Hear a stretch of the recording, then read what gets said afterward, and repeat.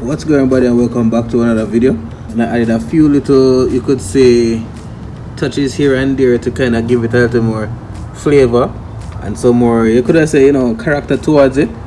And working with this body, because well, back and forth between the Blue Dream body and this one.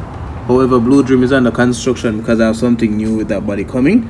However, I decided to work on this one and kind of see how good I could get it looking, because last year when I bought this one, guys, these bodies are not cheap. It's around $129 for them, so they're not cheap. So I try to utilize the stuff that I have, especially when you're buying things that are kind of expensive, especially for what it is.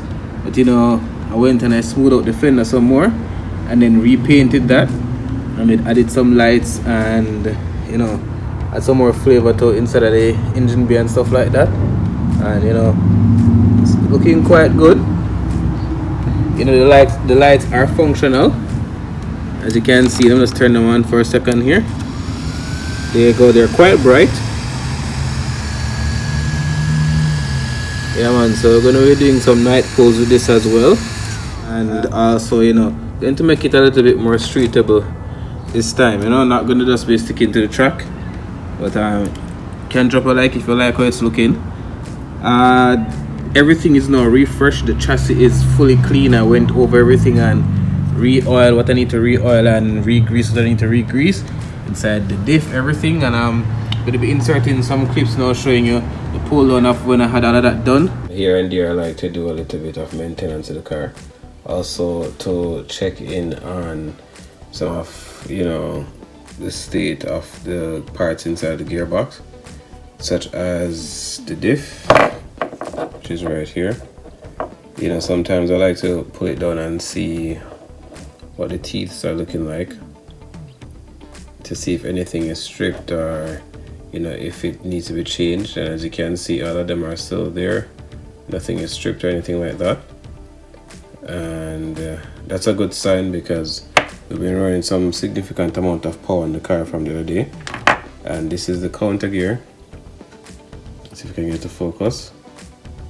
This again seems to be in very good condition, and I've been running the car in some decent amount of timing, so that also seems to be intact.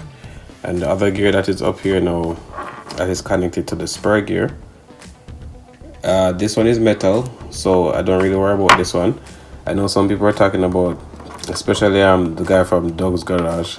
He was saying that this pin right here, you have to weld it, because it will come out when you're adding power to the car. I definitely did not do that. Instead what I did, I add some super glue and put some hot glue around it, and then just melt it and you could say melt it into a circular shape. And it's been working fine. Haven't really had to do anything with it since then. Made multiple passes and there was no heat in the gearbox to melt it so the pin would come out. So that's that.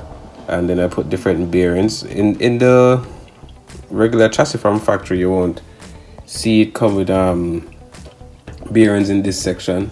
You might see that, but if you put broader bearings than the bearings that do come in there, you can get you could say a smoother spool, and you definitely want that, especially when you're talking about your gearbox. So that's for sure. This is a finished product, so until then, like, share, subscribe, and stay tuned.